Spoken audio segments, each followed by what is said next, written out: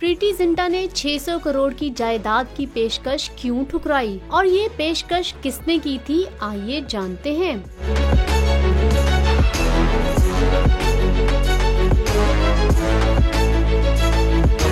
भारतीय मीडिया के मुताबिक बॉलीवुड की मशहूर अदाकारा प्रीति जिंटा के लिए फिल्मसाज शानदार अमरोही मुबैना तौर पर अपनी तमाम आबाई जायदाद छोड़ना चाहते थे, जिसकी मालियत 600 करोड़ रुपए थी, क्योंकि उनका कहना था कि वो प्रीति को अपनी बेटी समझते हैं, जबकि प्रीति जिंटा का इस पर कहना था कि मेरे वालिद की जगह कोई भी नहीं ले सकता, मेरे हालात इतने बुरे नहीं कि मुझे किसी की जायदाद की जरूरत पड़ जाए। जिसके बाद फिल्मसाज अमरोही ने अपना बयान ही बदल डाला और कहा कि प्रीति के लिए अपनी जायदाद क्यों छोड़ूं, क्यों ना कतरीना कैफ के लिए छोड़ दूं।